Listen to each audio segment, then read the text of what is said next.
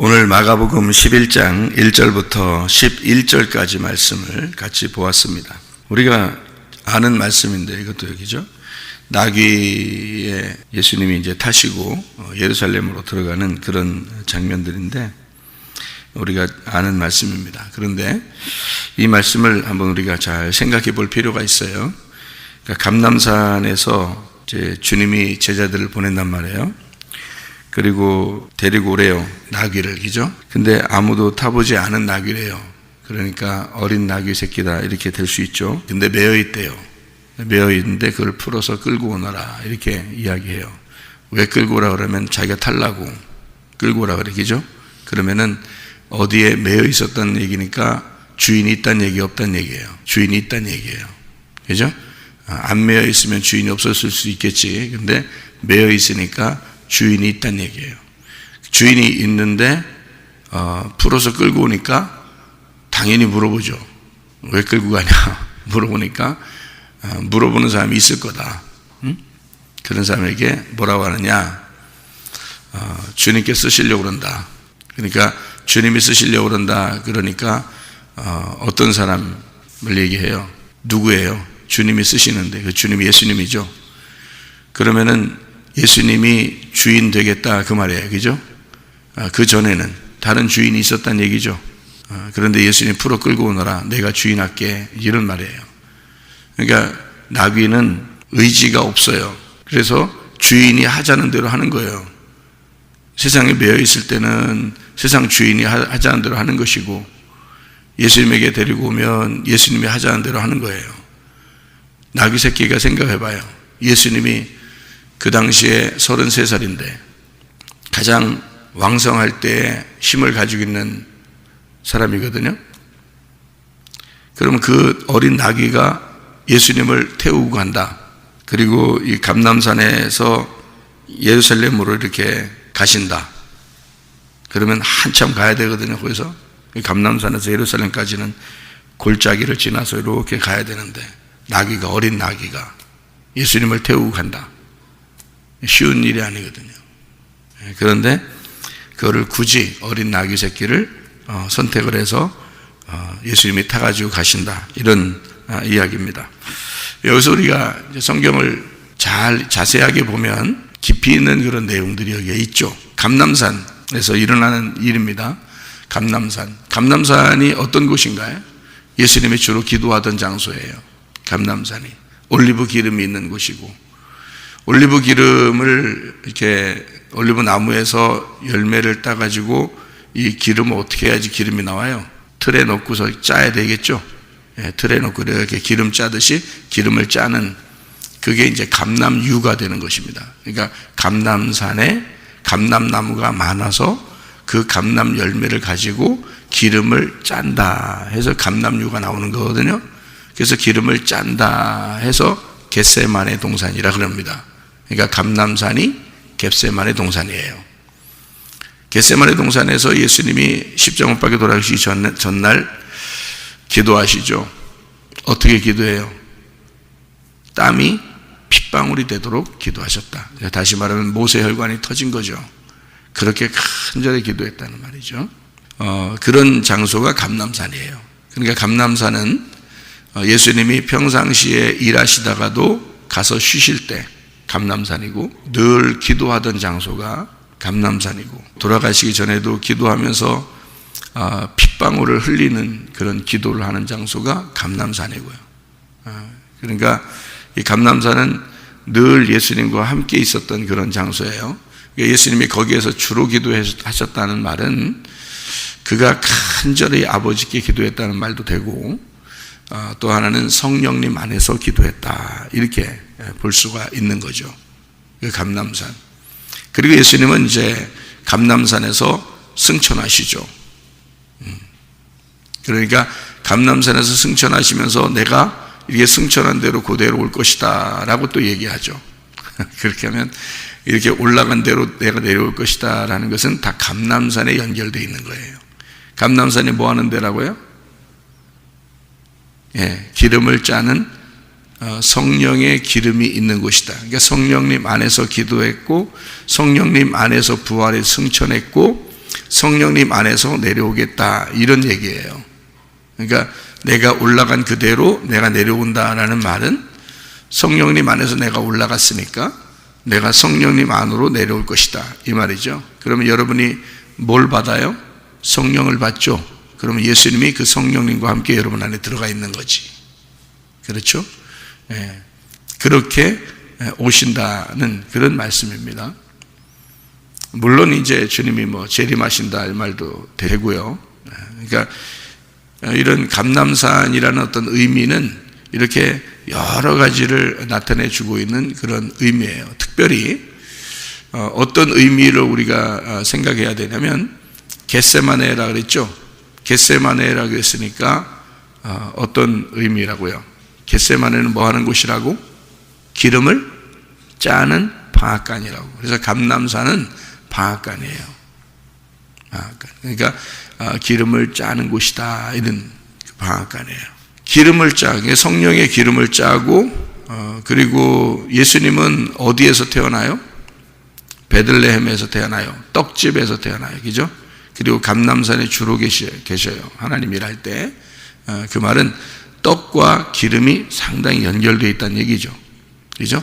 떡으로 만들면 기름으로 잘 발라서 빵을 만들어내요.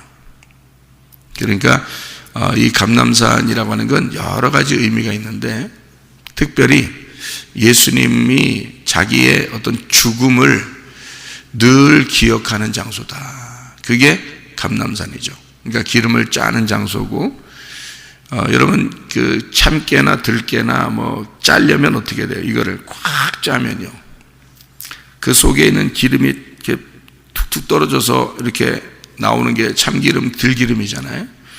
그러면 그 참깨나 들깨를 갖다가 분량이 많은데 이거를 꽉 짠단 말이에요. 짜면은 기름은 많이 나와요, 적게 나와요? 기름은 적게 나와요. 모든 참깨나 들깨의 이 모든 양에서 사실은 진짜 중요한 핵심이 기름이었던 거죠. 그 핵심이. 그래서 그 기름을 꽉 짜니까 그 기름만 조금씩 떨어진단 말이에요. 그게 기름이라는 거예요. 그러니까 한마디로 꽉 짜서 나오는 그 기름, 이걸 뭐라 그러냐면 핵심이라고 그래요. 핵심. 그러니까 예수님은 늘 뭐를 이렇게 벗어나지 않았다. 핵심을 벗어나지 않았다. 자기의 삶에서 자기의 죽음이라는 것을 벗어나지 않았다. 그 죽음에 대한 것을 늘 기억하고 살았다. 그래서 마지막에 십자가 못 박혀 죽어야 되겠다고 얘기하니까 베드로가 아이고 그렇게 하지 말라고 그러니까 예수님이 뭐라 그래요? 사탄아, 내 뒤로 물러가라 그러죠. 넌 나를 넘어지게 하는 자다, 대적자다, 이거죠. 그러니까 예수님의 반대편에 서 있다, 그 말이에요. 예수님은 지금까지 뭐 하러 왔는데? 죽으러 왔는데, 자기는 지금 마지막 꼬린 지점만 남겨놓고 있는데, 여기서 베드로가 아유 그냥 죽지 마세요. 우리들이 들으면 굉장히 베드로가 인간적이고 좋은 사람처럼 여겨지겠지만, 예수님 입장에서는 베드로가 나쁜 사람이란 뜻이 아니잖아요. 베드로 네가 나쁜 사람이다 이런 말이 아니라고요. 너희 못된 놈아 이런 말이 아니고요. 예수님이 그 가는 길을 베드로가 막는다, 그 말이에요. 네가 왜 나를 막느냐 이거지. 그러니까 왜 나를 실족하게 하려고 하느냐. 내가 가는 길은 이게 마지막 길이고, 마지막 꼬린 지점을 하나 앞두고, 한 발자국 앞두고 지금 끝까지 왔는데 여기서 네가 왜 나를 뒤에서 잡아다니려고 하느냐, 이런 말이잖아요. 베드로를 나쁜 놈이다라는 얘기가 아니고 인간적으로 착한 사람이라는 것도 알죠.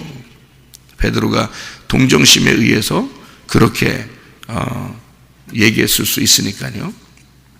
그렇지만 예수님은 하나님의 사역을 생각한 거죠. 마지막 자기가 가는 길은 늘 죽음을 생각하고 살았고, 마지막 죽음을 한 발자국 앞에 놓고서 지금 얘기한 거란 말이에요. 그러니까 베드로가 잘못 얘기한 거죠. 반대로 얘기한 거지, 그죠? 예수님의 입장에서. 그러니까 감람산 그러면 어떤 장소다? 그러니까 감람산, 기름을 짜는 장소다. 그리고 예수님이 부활 승천한 장소다. 성령님 안에서 늘 기도하던 장소다. 그렇죠? 그런 예수님의 그 죽음을 늘 생각하는 장소다. 그러니까 여기서는 죽음을 생각한다, 기름을 짠다, 거기서 죽음에 대해서 선포한다, 뭐 이런 장소. 그러면 뭐 하는 장소예요? 생각해 볼 때 어떤 장소라고 볼 수 있어요? 우리의 마음 안에서 전쟁하는 장소다.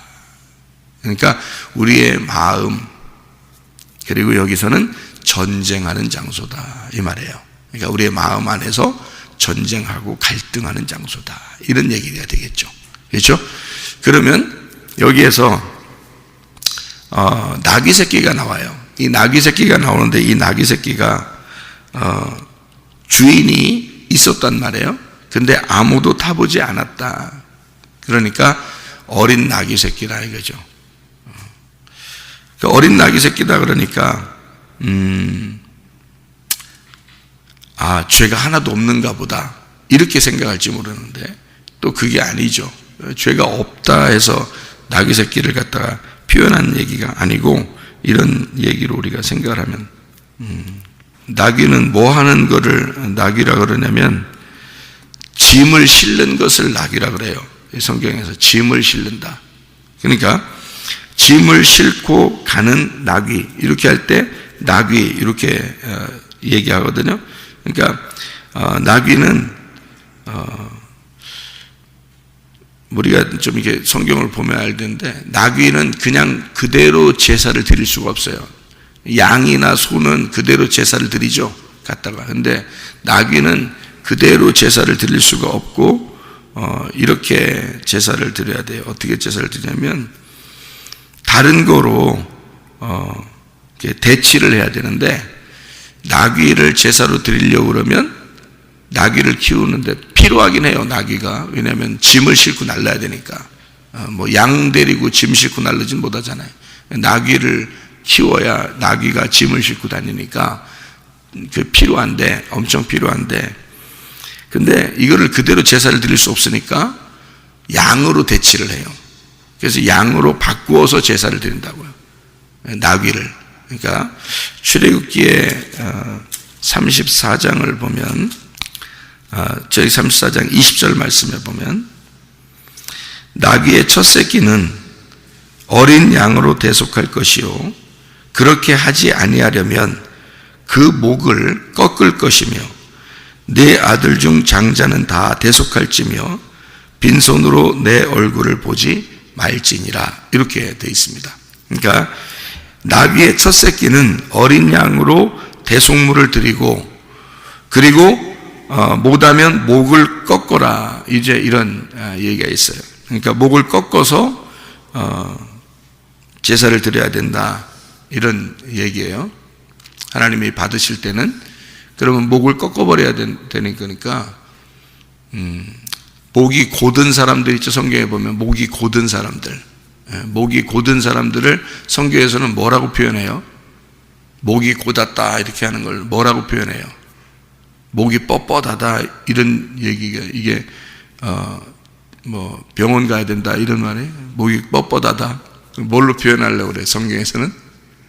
교만, 고집, 이렇게 얘기를 하는 거예요. 그러니까 나귀를 뭐라고 표현하려고 했던 거예요? 그러니까 성경에서는 교만, 고집이 있는 자들을 이렇게 표현하는 거예요. 그러니까 순수하게 하나님이 받으실 만한 예배 드리는 자, 그러니까 하나님이 순수하게 받을 만한 자가 아니고 목이 곧고 교만하고 고집쟁이들, 우리들을 말하는 거예요.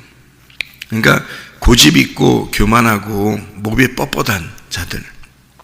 그러니까 우리들은 그대로 예배를 받으셔 안 받으셔? 하나님이 못 받으셔요. 양으로 대치를 해야 된단 말이에요. 양으로 대치해서 예수님으로 네가 대치해서 와야 하나님이 받으시는 예배가 되는 거예요. 너를 그대로 못 받으니까 예수님으로 대치해서 가져와라, 그럼 받겠다, 이 말이에요.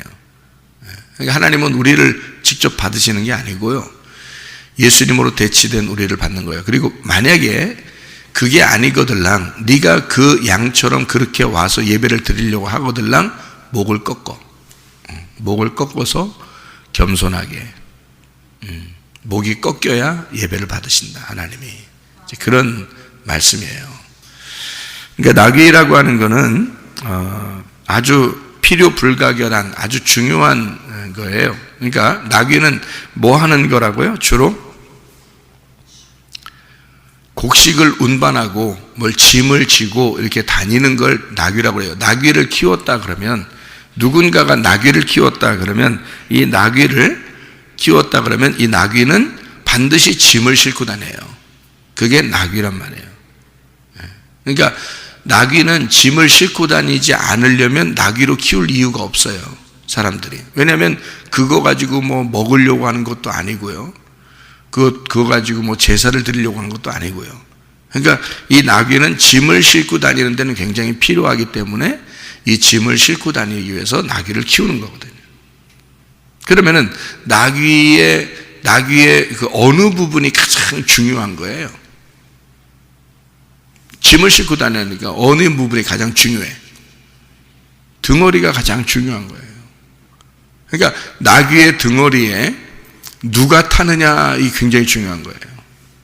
나귀의 등어리에 무엇이 타고 있어야 되느냐 이게 굉장히 중요한 거죠. 나귀는 짐을 싣고 다니는 게 목적이니까.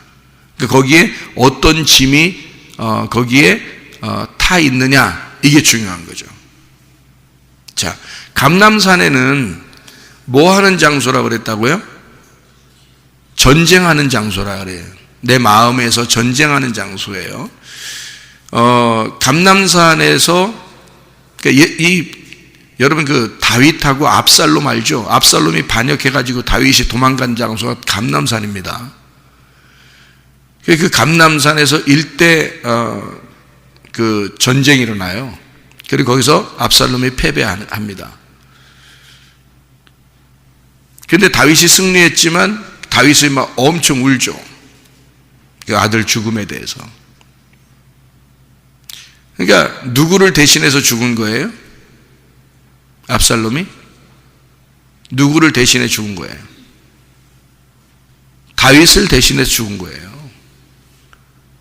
여러분이 이 압살롬이 반역해서 다윗을 쫓아와서 둘이 싸우고 그 다음에 압살롬이 패배했다 그러니까 여러분이 생각할 때는 이거 뭐야? 뭐 불효자는 웁니다. 불효자는 이렇게 저렇게 후도로 맞아야 된다. 뭐 이런 의미로 성경을 보면 의미 없는 얘기예요. 아부샬롬, 샬롬의 아버지란 말이에요. 샬롬의 아버지. 샬롬의 아버지가 누군가요? 솔로몬의 아버지가 누구예요? 다윗이에요. 아부샬롬, 그게 압살롬이에요. 그러니까 솔로몬의 아버지가 다윗이거든. 무슨 말인지 아시겠어요? 그러니까 이 압살롬이 다윗을 반역하는 것은 누가 누구에게 반역한 거예요? 다윗이 하나님에게 반역한 거란 말이에요. 무슨 말인지 이해가 돼요? 자, 다윗이 하나님에게 반역해. 그 압살롬이 다윗에게 반역해서 쫓아온 것은 누구 때문에 그렇게 된 거예요? 다윗이 밧세바 범죄하고서 그것 때문에 이런 일들이 벌어진 거거든요. 그 가정이 풍지박산 나도록 하나님이 그렇게 만들어낸 거거든. 그러니까 이 압살롬이 다윗을 반역해서 이렇게 쫓아오는 것은 다윗이 하나님을 추격하여 전쟁하려고 하는, 반역하는 그런 행동이란 말이에요. 그러니 반드시 누가 죽어야 돼? 압살롬이 죽어야지. 누가 죽은 거야? 다윗이 죽는 거예요. 그러니까 다윗이 거기서 통곡을 하는 거예요. 자기 때문에 죽은 거야. 그래서 다윗이 이 부하들한테 뭐라 그러냐면 내 아들 압살롬을 좀 불쌍히 여겨달라 그런 거예요. 만약에 만나거들랑 죽이지 말고 좀 어떻게든지 불쌍히 살려주면 안 되겠냐라고 얘기했는데 요압이 죽인 거예요. 나중에 솔로몬한테 다윗이 왕권을 넘겨주면서 요압을 반드시 죽여라 그랬습니다. 요압을 살려두면 네 나라가 튼튼하지 못할 것이다. 요압을 반드시 죽여라. 그렇게 한 겁니다. 자기의 그 범죄를, 그 아들 압살롬의 그 범죄를 선악으로 판단한 자가 있는데 그게 요압입니다. 그것이 없어져야 다윗의 나라, 솔로몬의 나라가 든든하게 서가는 거예요. 선악을 없애야 생명으로 덮는 것이 무엇인지를 다윗은 밧세바의 범죄를 통해서 생명나무를 알게 된 거예요. 그 전까지는 자세히 몰랐다가. 그래서 이 압살롬을 사실은 죽이고 싶은 생각이 없었던 거죠. 다윗이 자기에게 반역했지만. 무슨 말인지 알겠죠? 그런데 아브샬롬이 죽은 거예요. 압살롬. 그러니까 이 다윗이라는 자가 죽었다. 하나님을 반역하다가 이제 그런 얘기입니다. 다윗이 슬피 울죠. 그런 이제 장소가 감람산이에요. 그러니까 한마디로 말하면 우리 마음 안에 있는 전쟁하는 장소죠. 이게. 자, 그러니까 이 전쟁하는 장소에서 예수님 뭐라 그러냐면 나귀는 짐을 싣고 다니는 건데 짐을 싣고 다니는 이 나귀에다가 내가 좀 타고 가야 되겠다 이거예요. 내가 타고 가야 되겠다. 근데 나귀를 타고 갔던 자가 성경에 나오는 게 있는데요. 나귀를 타고 갔던 자가 있어요. 구약에. 누가 나귀를 타고 가죠? 민수기서에 보면 22장부터 24장에 발람이라는 사람이 나와요. 이 발람이라는 사람이 나귀를 타고 갑니다.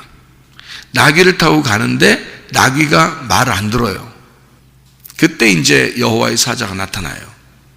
그래놓고 하는 말이 내가 나귀의 입을 열어 너에게 말한 것을 잘 들었느냐 이 말이지. 그래놓고 하는 말이 내가 나귀는 살리고 너는 죽였을 것이다. 네가 나귀의 말을 듣지 않고 그대로 갔으면 너는 내가 너를 죽이고 나귀는 살렸을 것이다. 이렇게 얘기를 해요. 자, 이게 무슨 말인가요? 자, 발람은 나귀 타고 뭐 하러 가려고 했던 거예요? 예언하러 가려고 했던 거예요. 그러니까 말하러 가려고 했던 거죠. 그러니까 나귀를 타고 말하러 가려고 했단 말이에요. 근데 하나님은 그 말하기를 막은 거예요. 나귀를 통해서 막은 거야. 그리고 발람에게 내가 말하는 것만 말해라 라고 얘기를 하고 전해주고서 보내요. 그러니까 나귀 등에 발람이 타고 있었는데 네가 주인이 아니라 하나님이 너에게 주인이 돼서 너에게 말하라고 하는 것만 말해라 가서 라고 태워 보낸단 말이에요. 그럼 이게 무슨 말이냐? 나귀는 짐을 싣고 다니는 거라겠잖아요. 그럼 짐은 어떤 짐을 주로 싣고 다니겠어요? 나귀가 크지 않으니까 어떤 짐을 주로 싣고 다니는 거냐면 곡식을 운반할 때 나귀가 보통 짐을 싣고 다니는 거예요. 곡식을. 그러면 곡식을 이렇게 싣고 다니면 지금 거기 발람을 태우고 가는 나귀는 지금 뭐를 싣고 가는 거예요? 곡식을 싣고 가는 거지. 어떤 곡식? 발람이라는 곡식을 싣고 가는 거지. 발람이라는 곡식을 싣고 가는데 이 발람이 껍질이 까진 놈이야, 안 까진 놈이야? 껍질이 안 까진 놈이라는 거죠. 그러니까 영적으로 성경적으로 보면 할례받지 못한, 영적으로 할례받지 못한 껍질이 까지지 않은 껍질을 가진 발람이라는 거죠. 그러니 하나님은 이 발람을 만날 때 이 나귀는 뭐를 싣고 가야 되는 거야? 껍질이 까진 곡식을 싣고 가야 되는데 껍질을 그대로 가지고 가니까 너라는 껍질을 벗겨내야 되겠다 그 말에 하나님이. 무슨 말인지 알겠어요? 이 세상에 껍질을 완전히 벗겨내고 알곡으로 오신 분이 계셔요. 그게 누구예요? 예수님입니다. 그러니 이 나귀는 세상에 매여 있다가 누구를 지금 태우고 예루살렘으로 들어가는 거예요? 마가복음 11장에서는 예수님을 태우고 들어가는 거란 말이에요. 알곡을 싣고 들어가는 거라는 거지. 자, 무슨 말인지 알겠어요? 그러니까 여러분, 우리 등에 무엇이 실려 있느냐 이거야. 나는 지금 무엇을 짊어지고 가느냐 그거지. 세상의 짐을 지고 가느냐, 아니면 예수라고 하는 알곡을 내가 지고 가느냐 이거야. 그러면 세상의 짐은 알곡이 껍질이 까지지 않은 곡식이고, 주님의 그 말씀은, 주님의 그 이 예수 그리스도를 싣고 가는 이 나귀는, 그를 메고 가는 이 등어리에다 태우고 가는 이 나귀는 알곡을 태우고 가고 있단 말이야. 그렇죠? 그러면 우리의 등에는 무엇이 실려 있느냐 이거야. 여러분의 등에는 무엇이 실려 있는가? 아직 껍질이 까지지 않은 곡식을 싣고 가는가? 그러면 벗겨내죠. 하나님이 벗겨낸다고. 그래서 그것을 떨어뜨린다고요. 그러니까 발람을 싣고 가면은 반드시 하나님이 나귀의 입을 열어서라도 그 발람을 넘어뜨린다고. 무슨 말인지 알겠어요? 근데 예수님을 태우고 가면요, 나귀가 칭찬을 받게 만들어요. 나귀가 모든 사람들이 호산나 찬양하면서 나귀에다가 막 밑에다 깔아주고 막 이런다고요. 옛날엔 돌 같은 게 많은 길이니까, 그런 막 이렇게 울퉁불퉁한 길들이 많으니까 막 나뭇잎들도 깔아주고 옷들도 깔아주고 막 그런다고요. 그래서 이 나귀가 지금 타고 있는 발람, 나귀가 타고 있는 발람은 나귀가 지금 누구를 업고 있다고? 뭐를 업고 있는 거지, 그죠? 껍질이 아직도 까지지 않은 그런 곡식을 업고 있는 거라고. 업고 있다는 말은, 지금 여러분이 여기 앉아서 지금 가만히 앉아 있는데 여러분 지금 뭐 입고 있는 게 있는데, 뭘 입고 있죠? 옷을 입고 있죠. 옷을 입고 있단 말이에요. 그죠? 그러면 옷을 입고 있다는 말은, 여기서 지금 옷을 이렇게 싸서 등어리를 이렇게 다 싸서 이렇게 입고 있어요? 아니면 이렇게 벗어 제끼고 있어요? 이렇게 더 싸고 있단 말이에요. 이렇게. 그죠? 그러면 나귀는 지금 발람을 태운단 말은 나귀의 옷이, 나귀를 발람이 덮고 있다는 얘기죠. 무슨 말인지 알겠어요? 그러면 그 옷을 어떻게 해야 돼? 벗고, 발람의 옷을 벗고 누구 옷을 입어야 돼? 예수라는 옷을 입어야 돼. 예수를 태워야 된다 그 말이야. 여러분이 예수의 옷을 입고 앉아 있어야 된다는 거지. 그죠? 자기 옷을 벗고, 발람이라는 옷을 벗고 예수라는 옷을 입고 있어야 된다 그 말이에요. 여기 앉아 있으면. 무슨 말인지 알겠어요? 그러니까 옷을 성경에서는 뭐라고 그래? 빛의 갑옷 그리스도, 전신갑주. 이게 다 뭐예요? 말씀을 얘기하는 거라고. 그러니까 어떤 말씀을 벗어놓고 어떤 말씀을 입어야 돼 우리가? 껍질을 벗어놓고 알맹이를 입고 있어야 된단 말이지. 그래야 하나님의 백성이란 말이에요. 그게 전쟁이라고. 내 마음 안에 전쟁이 일어나는 것은 뭐 하려고 그래? 타작마당이잖아. 타작마당. 타작마당은 반드시 이렇게 막 두들겨 패가지고 이 마음 안에서 두들겨 패서 타작마당에서 뭐 하려고 그래요? 껍질 깔려고 그러는 거예요. 그 곡식을 짊어지고 가는 자가 나귀라는 거지. 그래서 세상에 매여 있는데 아무것도 짐을 지지 않은 어린 나귀다 라고 돼 있어요. 이거를 끌고서 내게 끌고 와라. 내가 타야 되겠다 이거야. 예수님이. 그러면 진짜 뭐가 없어서가 아무것도 안 해서, 진짜 하나님은 순수한 사람만 사용하시는가 봐, 이렇게 또 생각하는 사람이 있어요. 그게 아니죠. 나귀는 주인이 있었다니까요. 그러니까 매여 있었던 거지. 그렇죠? 주인이 있는데 매여 있단 말이에요. 그럼 풀어서 끌고 와. 내가 탈게. 그 말이에요. 예수님이. 근데 예수님이 타면 더 무겁지.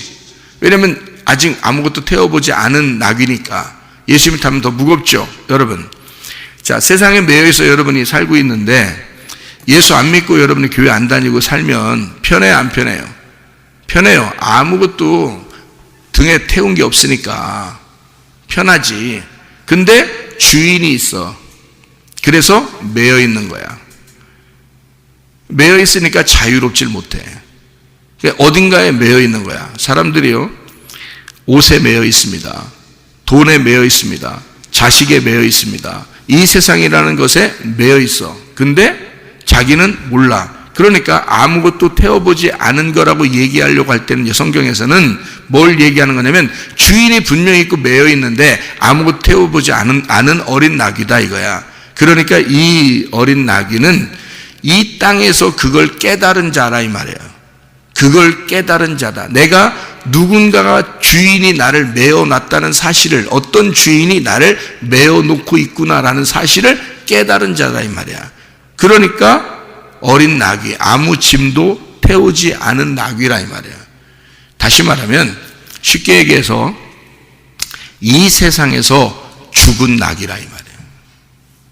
이 세상에서 죽은 나귀. 아무것도 태워보지 않은, 아니 나귀는 원래 뭘 태우는 거라니까요. 그러려고 뭘 짐을 싣고 가는 목적이라니까. 그래서 있는 게 나귀인데 아무것도 태워보지 않아. 근데 주인이 있어. 그 말은 매여 있단 말이에요. 자, 예수님에게 올 때는 어떤 사람만 오라고 그랬다고 예수님이? 마태복음 11장에 28절부터 30절까지 말씀에 어떤 사람만 예수님께 오라고, 다른 사람 오는 게 아니야. 어떤 사람만 오라고, 수고하고 무거운 짐진 자들만 오라고. 그래서 왔더니 예수님 어떻게 그 짐을 풀어주겠다는 거 아니야. 예수님의 짐이 쉽대, 가볍대. 왜? 자 봐요. 어린 나귀가 거기에 매여 있는 게 쉽겠어? 예수님에게 와서 예수님 태우고 가는 게 쉽겠어? 매여 있는 게 쉬워. 예수님 태우고 가는 것보다. 무슨 말인지 알겠어요? 거기에 그냥 매여 있는 게 나아. 세상에 그냥 사는 게 나아. 그게 더 편해. 우리 교회 같은 데 나와가지고 예수 믿고 예배 드리고 여기 교회 하자는 대로 따라서 하려면 얼마나 힘든지 알아요? 힘들어요. 이게 더 무거운 짐이라고 이게. 근데 예수님 뭐라고 그래? 수고하고 무거운 짐이야 다 내게로 내가 편하게 해줄게. 그 말하잖아. 그죠? 그러면 이 나귀는 주인이 있어서 누군가에 매여 있었단 말이에요. 그래서 매여 있는데 아무도 타보질 않은 거야. 그러니까 거기에 타 있는 게 없었던 거지. 그러니까 죽은 거지. 이 나귀는 새로운 거란 말이에요. 새로운. 거기에다 새로운이니까 뭐예요? 새로운 피조물이죠. 새로운 피조물인 나귀를 예수님이 타는 거야. 자, 여러분이 거듭나서 우리 교회 와서 거듭나서 진짜 하늘에 태어남으로 여러분이 태어나 땅적 회개를 하고 하늘적 사람이 되잖아요. 예수님 여러분 타십니다. 그럼 여러분 쉬울 것 같아요? 안 쉬워요. 더 무겁고 힘듭니다. 더 무겁고 힘든 일이야. 교회 다니는 게 쉬운 일이 아니에요, 여러분.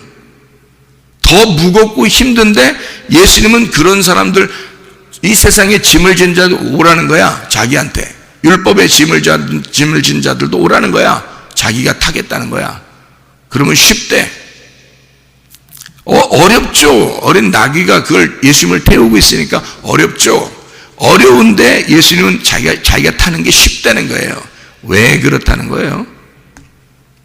예수님이 자기가 주인 되면 자기가 하겠다는 거야. 새로운 피조물이 되잖아요. 자기 의견이 없어져요. 그래서 하기 쉬운 거야. 근데 왜 가정생활이나 교회생활도 왜 힘들어지냐면 자기 의견이 많기 때문에 그런 거예요. 아직 자기가 살아있기 때문에 그런 거예요. 그 살아있는 나귀는 제사를 드릴 수가 없어요. 하나님이 받질 않는다고, 목을 꺾어서 받는다고. 그냥 받지 않고 나귀를 반드시 목을 꺾어서 받는다고요, 여러분. 그래서 여러분이 고집을 부리고 교만하고 목이 곧고 이런 행동들 하지 말라고. 하나님이 목을 꺾어서 받으셔야 된다고. 하나님은 그냥 안 받으신다고. 그러니까 겸손하셔야 돼. 겸손하게 그냥 말씀대로 순종하려고 그래야 되는 거예요. 교회 나와서 주님을 위해서 산다는 거, 이거 쉬운 일 아닙니다. 날마다 그것도 주님을 사랑하려고 한다는 거 쉬운 일 아니에요.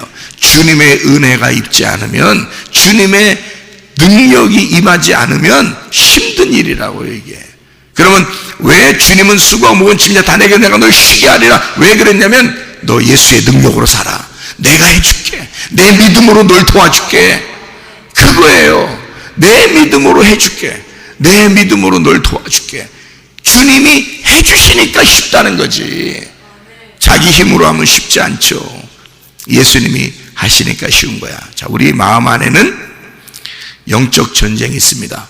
오직 예수 그리스도가 승리하여 나의 껍질을 벗겨내고, 내가 알고 있던 그런 껍질이 덮여진 그런 말씀을 벗겨내고, 진짜 알곡 되신 그 말씀이 여러분의 등에 타서 여러분을 감싸는 주님의 옷이 되기를 바랍니다. 오늘도 주님과 동행하다가 주님 만나시기를 바랍니다. 아멘. 기도하겠습니다.